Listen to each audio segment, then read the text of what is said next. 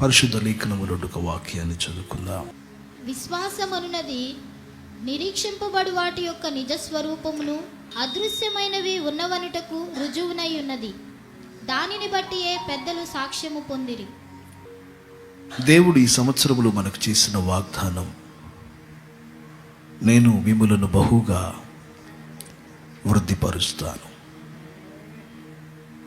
మాట ఇచ్చిన వాడు మాటను నెరవేర్చుటకు ఆయన శక్తి కలిగిన వాడై ఉన్నాడు. దేవుడు మనలను వృద్ధిపరచు క్రమములను మనం పరిశుద్ధ లేఖనములో నుండి మనం నేర్చుకుంటున్నాం. దేవుడు తన ప్రజలకు ఏ విధంగా అద్భుతాలు చేస్తారు, తన ప్రజలను ఏ విధంగా ఆశీర్వదిస్తారు, మన జీవితంలో ఏ అనుభవాలు ఉంటే మనలను బహువృద్ధులకు దేవుడు తీసుకుని వస్తాడు.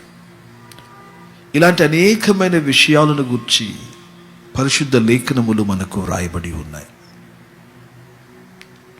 దేవుని లేఖన వాక్యములను మనం చదివినప్పుడు, దానిని ధ్యానించినప్పుడు, ఇలాంటి మందిర ఆవరణములోకి వచ్చినప్పుడు, శ్రద్ధగా దేవుని మాటలు మనం విన్నప్పుడు, దేవుడు మనకి కావలసిన ఆలోచనలను తన వాక్యంలో నుండి మనకిస్తారు.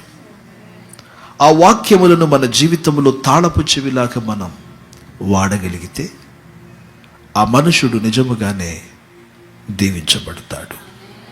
దేవుని స్తోత్రం కలుగునుగాక.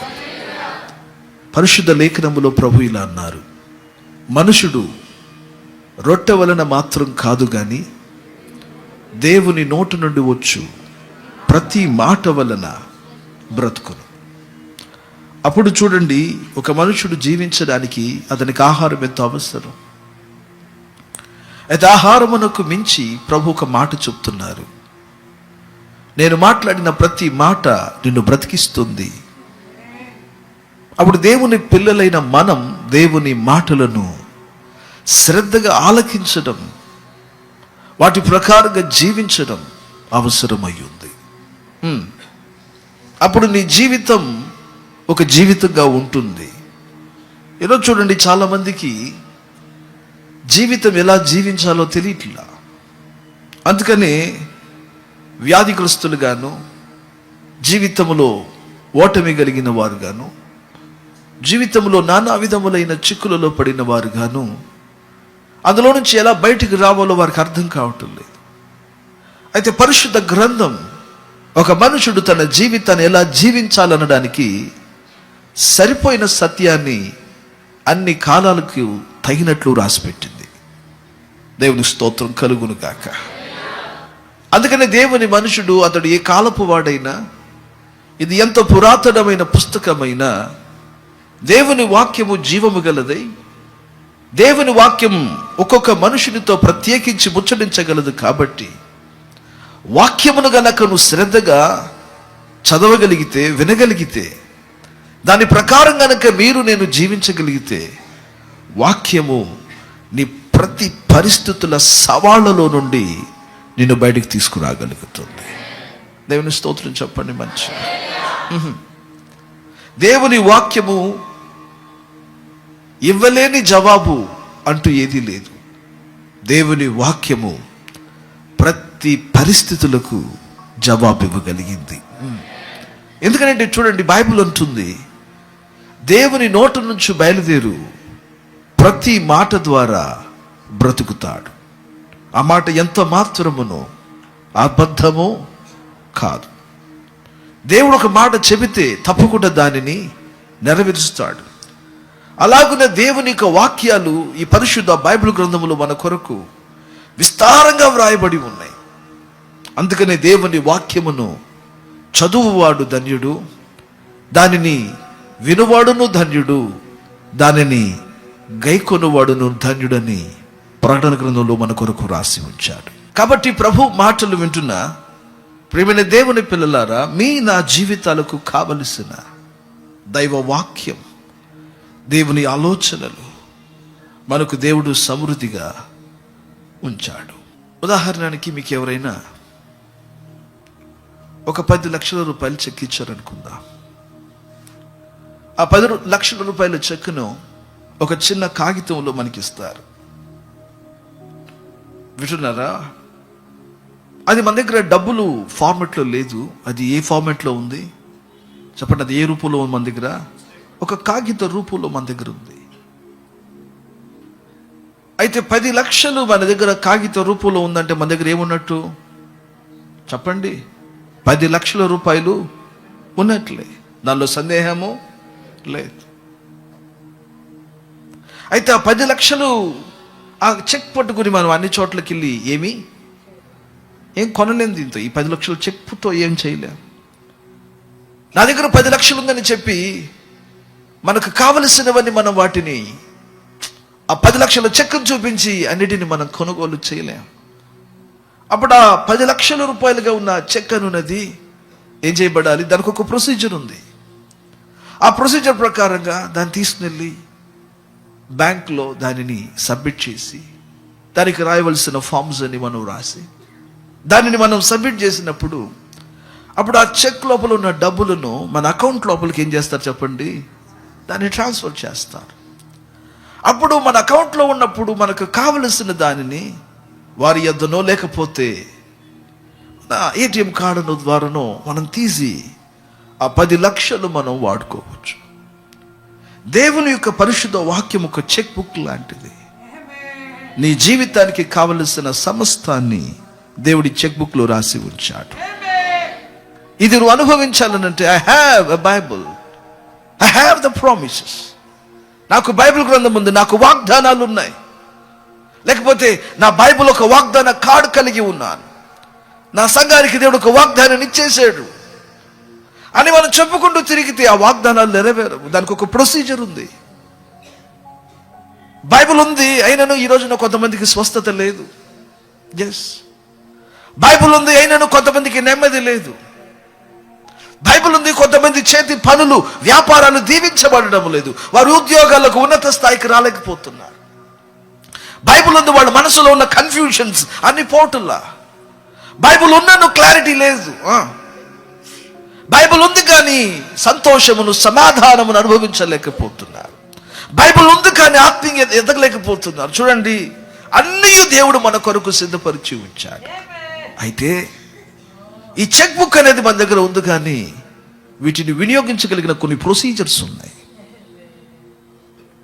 ఆ ప్రొసీజర్ ప్రకారంగా ఏ వాక్యమును ఎలాగున మన జీవితంలో గైకొనాలో ఆ మాటలను మనం అలా గైకొన్నప్పుడు మన జీవితంలో నిజముగా ఒక చెక్ బుక్ లాగా కనబడుతున్నా, ఒక ఊహా చిత్రంలాగా కనబడుతున్నా. బైబిల్లో ఎంతో మంది గొప్ప గొప్ప సంగతులు జరిగినాయి ఉన్నవే. నీవు కూడా వాటిలో ఒక పాలిభాగస్తుడిగా నీవు కూడా అద్భుతాలను నీ జీవితంలో కూడా నీ కుటుంబంలో కూడా నువ్వు అనుభవించగలుగుతావు యేసుని నామమున. నేను స్తోత్రం చెప్పండి. మంచి అయితే ప్రజలకు ఈ రోజుల్లో ఉన్న చూడండి పరిస్థితి ఎలా ఉందంటే, దేవుని వాక్యమును చదివేవారో దానిని వినేవారో దాని ప్రకారంగా జీవించేవారు లేక, జీవితాలు ఎలా ఉండవలసినవో అలా ఉండక వారు ఉన్న స్థితిలోనే వాళ్ళు ఉంటున్నారు. మందిరాలకు వస్తున్నారు, వింటున్నారా, కూర్చుంటున్నారు, అదే రీతిగా వెళ్ళిపోతున్నారు. ఈ వారం అంతా మరలా అదే పాత జట్కా బండిని వారు తోలుకుంటూ ఉంటున్నారు. వినాలన్న మాట. మరలా అదే కన్నీరు. దేవుని సేవకుడు ఎన్నో మాటలు ఎన్నో విధాలుగా మనం నడిపిస్తున్నా సరే అక్కడ ఉన్నప్పుడు మాత్రం అంత బాగానే ఉంటుంది, కానీ మళ్ళీ బయటికి వెళ్ళిపోయిన తర్వాత మరలా జీవితం యథావిధిగా ఉంది. దానికి కారణం ఏంటి అంటే పరిశుద్ధ లేఖనం మాట్లాడుతుంది, దేవుని వాక్యమును మన జీవితములో ఏ విధంగా అయితే వాటిని వినియోగించాలో బైబిల్ గ్రంథం గతమును గూర్చి మాట్లాడుతుంది. భూత అంటాం కదా, వర్తమాన భవిష్యత్ కాలాలు, ఈ 3 కాలాలను గురించి లేఖనం మాట్లాడుతుంది. నా మాటలు గమనించాలి మీరు జాగ్రత్తగా. ఇప్పుడు మనం దేవుని దగ్గర వచ్చి ఒక మాట ప్రార్థన చేసిన తరువాత దేవుడు మన కొరకు కార్యాలు చేయబోవడం లేదు. వినాలి, ఆ మాట వినాలి. నీ కొరకు ఏమి జరగాలో అవన్నిటిని దేవుడు ముందుగానే చేసి ముగించాడు. మళ్ళీ చెప్పాలనుకుంటున్నాను, నా మాట గమనించాలి. ఉదాహరణకి యేసుక్రీస్తు వారు 2000 సంవత్సరాల క్రితం మనందరి కొరకు మరణించారు. అంతేనా? ప్రతి పాపి కొరకు ప్రతిసారి మరణిస్తున్నాడా? చెప్పాలి, నోట్ చేసి మాట్లాడా? కాదు. ఆయన మనందరి కొరకు 2000 సంవత్సరాల క్రితం సర్వ మానవాళి పాప పరిహారము కొరకు ఒక్కసారే ఆయన ఏం చేశారు చెప్పండి? మరణించాడు. ఆమేన్. ఆ మరణించినప్పుడే నీ కొరకు నా దేవుడు సమస్తమును చేసి ముగించాడు. ఆమేన్ చెప్పాలి గట్టిగా. ఇప్పుడు వినాలి, ఇప్పుడు జాగ్రత్తగా. అప్పుడు ఈ రక్షణ కార్యం అనున్నది 2000 సంవత్సరాలు లేదా ఒక 1800-1900 సంవత్సరాలకు క్రితం ఉన్న వారికి రక్షణ దేవుడు కల్పించాడు. అవునా? అదే రీతిగా ఇప్పుడు జీవించుచున్న నీకు నాకు ఆ రక్షణ కార్యం చేసి ముగించిన రక్షణ కార్యం ఈనాటికి ఉంది. రేపు ఇంకొక 100 సంవత్సరాల తర్వాత, ఒక 1000 సంవత్సరాల తర్వాత పుట్టేవాడికి కూడా అదే రక్షణ కార్యాన్ని దేవుడు ముందుగానే జరిగించి ఉంచాడు. విను, ఇప్పుడు నా మాట విను. అప్పుడు అది నిజమైనప్పుడు అన్నిటికంటే గొప్పది రక్షణ కార్యం. అది అసంభవం, అది అసాధ్యం. అదే నా దేవుడు చేసి ముగించున్నప్పుడు నీ ఉద్యోగం ఒక పెద్ద లెక్క, నీకు పిల్లలు ఇవ్వడం ఒక పెద్ద లెక్క, నిన్ను గొప్పవాడు చేయడం ఒక పెద్ద లెక్క నా దేవుడికి. అంత గొప్పదే చేసి ముగించాడే. అదే చేసి ముగించినప్పుడు నీ జీవితానికి కావలసినవన్నీ కూడా అదే కల్వరి శిలువలో సమస్తాన్ని చేసి ముగించాడు. నువ్వు ప్రేయర్ చేస్తే ఇప్పుడు ఆయన మొదలు పెట్టబోతున్నాడు వంట అనేది కాదు ఇక్కడ. నువ్వు ప్రేయర్ చేస్తేనే ఆయన మొదలు పెట్టబోతున్నాడు. నో, అలా కాదు. నీకు ఏమేమి కావాలనో అవన్నిటిని దేవుడు యుగముల పూర్వమే, బైబిల్ ఏమంటుంది? భూమికి పునాదులు వేయబడక మునిపే వధించబడిన దేవుని గొర్రెపిల్ల. మళ్ళీ చెప్పాలనుకుంటున్నాను. ఎప్పుడు చెప్పండి? భూమికి పునాదులు వేయబడక మునిపే చెప్పండి, వధింపబడిన దేవుని గొర్రెపిల్ల. అంటే అర్థం ఏంటి? భూమిని దేవుడు ఇంకనూ సృష్టించలా. అన్ని గ్రహాలను దేవుడు సృష్టించాడు కానీ ఇంకను భూమిని సృష్టించలా. వింటున్నారా? భూమిని సృష్టించక మునిపే, భూమికి ఒక పునాది వేయక మునిపే, భూమికి పునాది వేసినప్పుడు దేవుని కుమారులైన దూతలందరూ వచ్చి ఒక పాట పాడక మునిపే, ఆకాశములను భూమి లోపల ఉన్న వింటున్నారా పర్వతములను సమస్తమును సృజించక మునిపే. నా మాట గమనించాలి. భూమి మీద ఉన్న మొక్కలు గాని, లేకపోతే పర్వతములు గాని, లేకపోతే నదులు గాని, సముద్రములు గాని, ఆకాశమును ఎగురుచున్న పక్షులు గాని, జీవరాశులు గాని, ఇవేమీ ఉద్భవించక మునిపే, భూమి మీద మానవుడు సృష్టించబడక మునిపే, భూమికి పునాదులు వేయబడక మునిపే దేవుడు ఏం చేశాడంట చెప్పండి? మన కొరకు ఒక గొర్రె పిల్లను వధించాడంట. ఆ గొర్రె పిల్లయే నజరేయుడైన యేసుక్రీస్తు వారై ఉన్నారు. మంచి చెప్పాలి. హల్లెలూయా. నా మాట అర్థం ఏంటి? నీకోసం కావాల్సింది ఏంటో అది భూమికి పునాదులు వేయకబడక మునిపే రెడీ చేసేసాడు నాన్న. నీకోసం మొత్తాన్ని దేవుడు సిద్ధపరిచాడు. అప్పుడు నువ్వు అడుగుతున్న మనవి ఇక మీదట ఆయన చేయబోతున్నాడు అనేది కాదు అక్కడ. ఆమెను చెప్తారా? ఇప్పుడు నువ్వు ఏడుస్తున్నావే, నీ కన్నీరు, అది ఇక మీదట ఆయన చేయబోతున్నాడు. నో, నా కుటుంబంలో ఒక చిన్న సమస్య ఉంది, ఇది తీరని పోరుగా ఉంది అని నువ్వు బాధపడుతున్నావు చూసావా, అది ఇక మీదట ఆయన సాల్వ్ చేయబోతున్నాడు కాదు. దానికి కావలసిన పరిష్కారాన్ని ఎప్పుడో దేవుడు నీ కొరకు చేసి ముగించాడు. ఎక్కడ చేసి ముగించాడు? భూమికి పునాదులు వేయక మునిపే చేసి ముగించాడు. దానిని నీ కొరకు దృష్టాంతముగా ఇది నిజమని రుజువుపరచడానికి 2000 సంవత్సరాల క్రితం తన కుమారుని క్రీస్తు యేసు మరణ పునరుద్ధానం వలన దేవుడు దాన్ని రుజువు చేసి రూఢిపరిచాడు అన్నమాట. అప్పుడు నీకు జరగవలసిన కార్యాలన్నీ ఇక మీదట దేవుడు చేయబోవటం కాదు. చెప్పండి, ఆయన ఎప్పుడో దానిని, స్తోత్రం చెప్తారా గట్టిగా? 2 చేతులెత్తి సరిగా చెప్పవచ్చా?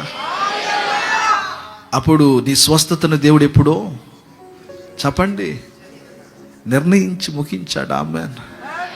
నీ ఇంట్లో సమాధానాన్ని ఎప్పుడో చెప్పండి మాట్లాడాలి నో తెరిచి ఆయన చేసి ముగించాడు. ఆమేన్.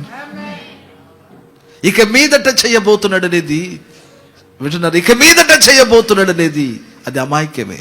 బైబిల్ గ్రంథం ఆ సత్యాలు మనతో మాట్లాడుతుంది. ఇక మీదట ప్రభు చేయబోవడం కాదు, ఆయన నీ కొరకు ముందుగానే చేసి ముగించాడు. స్తోత్రం కలుగునుగా. ఆవిడ ఈ సత్యాన్ని నువ్వు లోతులో నమ్మాలి. చేసి ముగించాడు నిజమే. అప్పుడు ఆ చేసి ముగించిన దానిని మనం అనుభవించడానికి లేఖనములు కొన్ని విషయాలు మనకు చెప్పాడు. రే అయ్యా అమ్మా నీకోసం ఇవన్నీ నేను చేసేసాను, నేను చేసినది నువ్వు అనుభవించాలి అని అంటే నువ్వు చేయవలసినవి కొన్ని ఉన్నాయి. వాటిని గనక నువ్వు చేయగలిగితే నేను ఏదైతే నీ కొరకు జరిగించి ముగించానో వాటిని నువ్వు సమృద్ధిగా అనుభవించగలుగుతావు యేసునామమున. మంచి చెప్పండి హల్లెలూయా. మీరు వేటి కొరకైతే కన్నీరు విడిచి మరి ప్రార్థన చేస్తున్నారు, వేటి కొరకైతే రెక్కల ముక్కల కష్టములతో మీరు వడుకుతున్నారు, దేని గురించి అయితే మీరు బాధపడి భయపడుతున్నారో all things were accomplished for you. నీ కొరకు సమస్తమును నా యేసయ్య చేసి ముగించేశాడు. మొదటికి సత్యాన్ని నువ్వు నమ్మాలి యేసునామమున. ఆమేన్ చెప్పండి గట్టిగా. చేసి ముగించిన వాడు ఇప్పుడు వింటున్నారా, అది నువ్వు అనుభవించాలి అని అంటే అదే చెప్తున్నాడు లేఖనాలలో. కొన్ని అనుభవించడానికి కొన్ని సూత్రాలు పాటించమన్నాడు. వినాలానా? దానిని మనం చేయగలిగితే చాలు, ఆశీర్వాదాలన్నీ నీకు సొంతమైపోతాయి యేసునామమున. ఆమేన్ చెప్పండి గట్టిగా, గట్టి చెప్పండి హల్లెలూయా. ఈ రోజుల్లో మనుషుడు ఆ చిన్నదే చేయలేకపోతున్నాడు. అక్కడే ఏమి నేర్చుకోవాలో ఏం చేయాలో తెలియకుండా ఇబ్బంది పడుతున్నాడు. చాలా సంఘాలకి చాలా మంది వెళుతున్నారు, ఆ సంఘాలలో ఇవన్నీ బోధింపబడుతుంటే నాకు తెలియదు. కానీ అది ప్రియమైన దేవుని పిల్లలారా, ప్రభు నీతో మాట్లాడుతున్న సత్యం. నీ కొరకు నా దేవుడు సమస్తమును చేసి ముగించాడు. ఇక నీ కొరకు ఆయన కొరతగా చేయవలసిన పని అంటూ చెప్పండి ఏమీయూ లేదు. లేఖనం అంటుంది, మీరు చెప్పండి, ఆదాము హవ్వను సృష్టించిన తర్వాత ఆదాము ప్రభువా ఫలానా ఆకు మర్చిపోయావంటే సారీ నాన్న ఒక్క నిమిషం ఉండి వస్తున్నాను అని వచ్చి చెట్టుని చేశాడా? మాట్లాడాలి. ప్రభా నువ్వు చేసేవి కానీ బట్ నీళ్లు వచ్చి ఇప్పుడు సాల్ట్ వాటర్గా వస్తున్నాయి, నువ్వేంటి మంచి నీళ్ళు పెట్టలేదు, ఫ్రెష్ వాటర్ లేదు. ఓ సారీ నాన్న నేను మర్చిపోయాను, వెయిట్ ఐమ్ కమింగ్ అన్నాడా? 6 దినములలో సమస్తమును చేసి 7వ దినం ఆయన ఏం చేశాడంట? విశ్రాంతి తీసుకున్నాడు. He done. ఆయన చేసినప్పుడు ఒక్కసారి మొత్తాన్ని చూసుకున్నాడంట. ఆయన చేసిన తర్వాత మొత్తాన్ని చూసి అన్నాడు, ఏమన్నాడు? ఇది చాలా బాగుంది, ఇది చాలా మంచిదైనట్లు ఆయన చూసి వింటున్నారా, అటు తరువాత ఆయన విశ్రమించాడని లేఖనం మాట్లాడుతుంది. స్తోత్రం చెప్తారా? మంచిగా మంచి చెప్పండి హల్లెలూయా. అక్కడ ఆలోచన చేయాలి. నా మాటలు భూమికి పునాదులు వేయబడక మునుపు ఒక విశ్రమం ఉంది దేవునికి.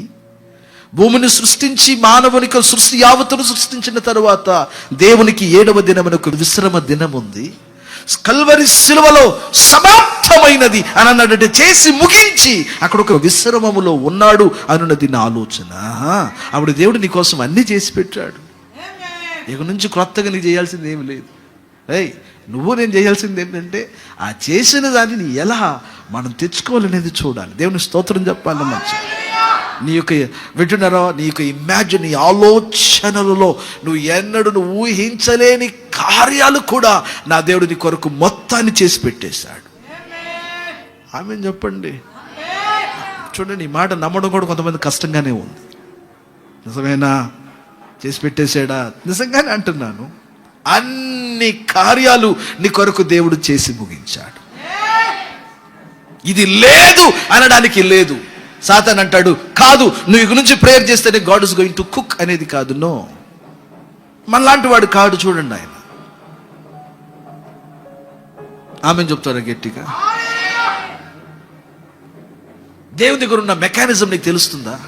మనుషులకు భోజనం కావాలి అన్నప్పుడు దేవుడు మనుషులకు భోజనానికి ఒక్కొక్క కాలములో ఒక్కొక్కటి కాదు, ఆయన భూమికి కావలసిన దీవెనలు ఎప్పుడో ఇచ్చేశాడు. విత్తనాలలో ఉంచవలసిన దీవెనలు ఎప్పుడో వచ్చేశాడు. చెట్లలో పండ్లలో వాటి విత్తనాలు ఆ దీవెనలు ఎప్పుడో వచ్చేశాడు. నీకోసం మొత్తం చేసి ముగించిందాన్ని నువ్వు అనుభవిస్తున్నావు ఈ రోజున. ఆమేన్ చెప్పు గట్టిగా. నువ్వు క్రొత్తగా ఏం చేయట్లేదు, గుర్తుపెట్టుకే విషయాన్ని. సత్యాన్ని గమనించాలి. నువ్వు క్రొత్తగా ఇక్కడ ఏమి చెట్ల దేవుడు చేసి ముగించిన దానినే ఇప్పుడు మనం అందరూ అనుభవిస్తూ ఉన్నాం.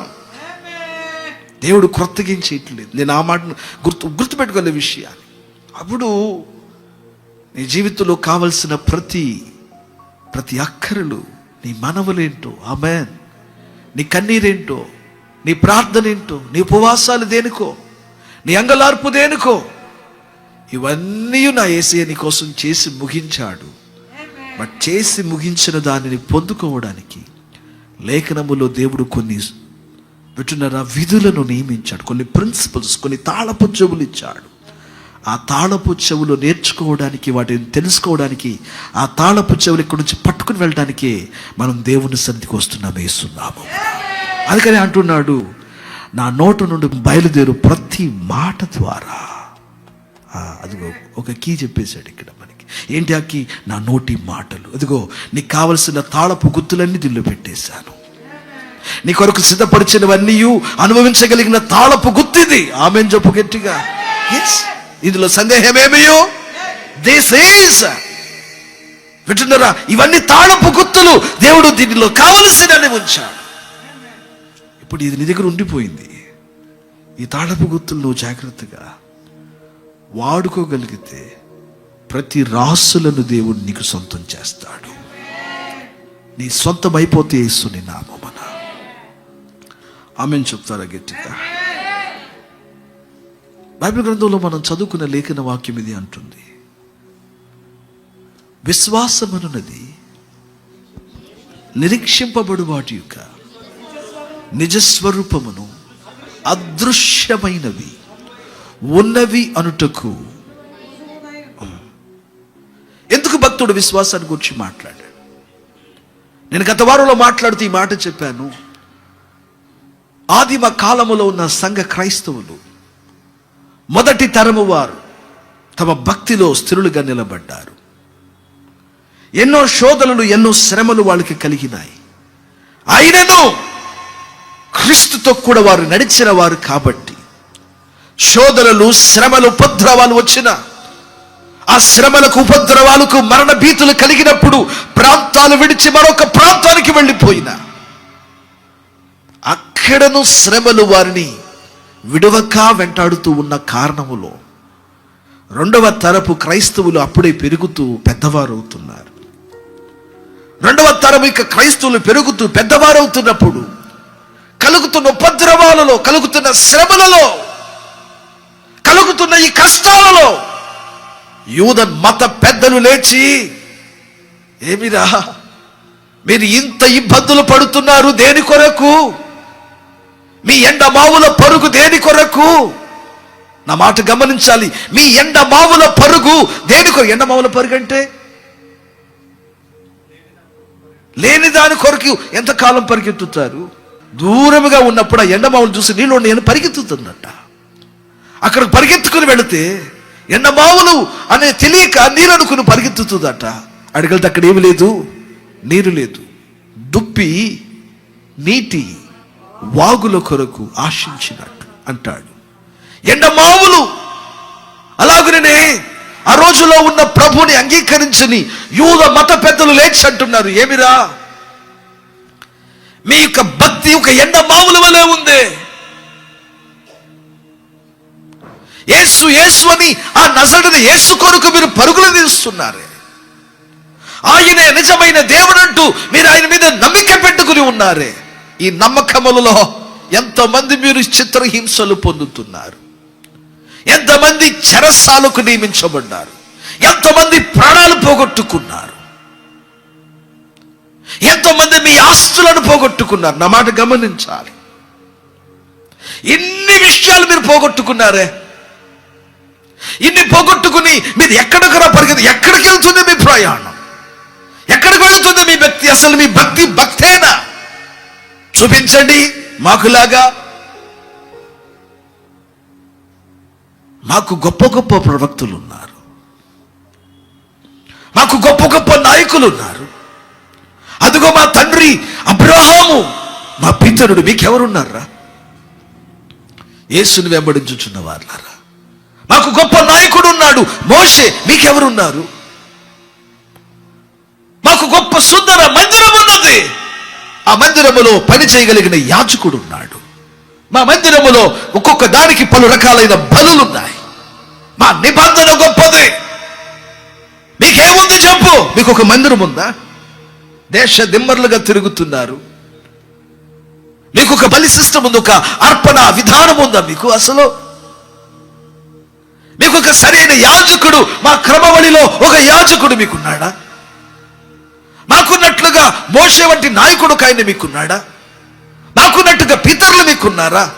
మాకున్నటువంటి నిబంధనలు మీకున్నాయా అని అంటున్నప్పుడు, అదే యూద మతములో పెరిగి పెద్దవాడై, అదే యూద మతములో క్రీస్తుని విజనరా, అదే యూద మతములో క్రీస్తుని అంగీకరించిన ఒక దైవజనుడు లేచి వారి మాట్లాడిన ప్రతి మాటలకు కౌంటర్గా ఒక పుస్తకాన్ని, ఒక పత్రికను రాస్తున్నాడు.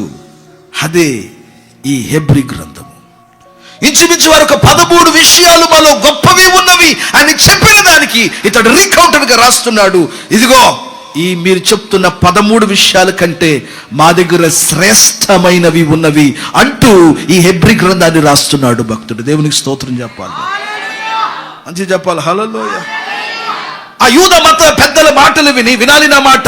ఆ యూద మతాల పెద్దల మాట విని చాలా మంది క్రైస్తవులు ప్రభుని నమ్ముకు, నిజమే కదా, వారికి ఉన్న ఆ గొప్ప గొప్ప ఔన్నత్యాలు మనకు లేవే అని కొందరు ప్రభుని వదిలేసి వెళ్ళిపోతున్నారంట. కొందరు యేసు లేడని వెళ్ళిపోతున్నారంట. శ్రమలు పొందిన వారు సహితము, శ్రమలలో దృఢముగా నిలబడిన వారు సహితము వింటున్నారా, ఇప్పుడు క్రీస్తు మీదనున్న నమ్మికను విడిచి, క్రీస్తు మీదన్న నమ్మికను విడిచి ఇక మాకు ఆయన వద్దు అంటూ వెళ్ళిపోతున్నారు. నేను అన్న బైబిల్లో ఆ మాటను రాశాడు. సహోదరులారా, యేసు మన కొరకు ప్రతిష్ఠించిన మార్గమున, అనగా నూతనమైనదియు జీవము గలదియు ఆయన శరీరము అను తెర ద్వారా ఏర్పరచబడినదియునైన మార్గమున ఆయన రక్తము వలన పరిశుద్ధ స్థలమునందు ప్రవేశించుటకు మనకు ధైర్యము కలిగి ఉన్నది గనుకను, దేవుని ఇంటిపైన మనకు గొప్ప యాజకుడున్నాడు గనుకను, మనస్సాక్షికి కల్మషము తోచకుండునట్లు ప్రోక్షింపబడిన హృదయములు గలవారమును, నిర్మలమైన ఉదకముతో స్నానము చేసిన శరీరములు గలవారమునై ఉండి, విశ్వాస విషయములో సంపూర్ణ నిశ్చయత కలిగి యథార్థమైన హృదయముతో, విశ్వాస విషయములో సంపూర్ణ నిశ్చయత కలిగి యథార్థమైన హృదయముతో మనము దేవుని సన్నిధానమునకు చేరుదము. మనం దేవుని సన్నిధికి వెళదాం, దూరం కావద్దు దేవునికి. చదవాలి ఇంకా. వాగ్దానము చేసిన వాడు నమ్మదగిన వాడు గనుక మన నిరీక్షణ విషయమై మనం ఒప్పుకున్నది నిశ్చలముగా పట్టుకొందము. మనం ఏదైతే ఒప్పుకున్నామో, ఓ క్రీస్తుని నమ్మిన యూదయ వారులారా, మనం ఏదైతే పట్టుకున్నామో దాన్ని నిశ్చయముగా మనం పట్టుకొని ఉందామా. కొందరు మానుకొనుచున్నట్టుగా కొందరు మానుకుంటున్నారు. ఇప్పటికే సమాజముగా కూడుట మానక, ఇప్పుడు సమాజముగా మీరు కూడుట ఇతర వలె ఉండవద్దు, మానైపోకండి. కొంతమంది విశ్వాసం తగ్గిపోయింది, కొంతమంది యూద మత పెద్దల మాటలు వినేశారు. సమాజంగా కూడి రావడం, చర్చికి రావడం, వారు గృహాలలో కలవడం మానేశారు. అందుకని మాట్లాడుతుంటున్నారు, ఏమిరా మీరు ఏదో గొప్పవి మన పురాతనమైన మతములో ఉన్నవని ఆ మాటలు నమ్మి మీరు రాకుండా ఆగిపోతున్నారు. కాబట్టి సమాజముగా కూడట మాన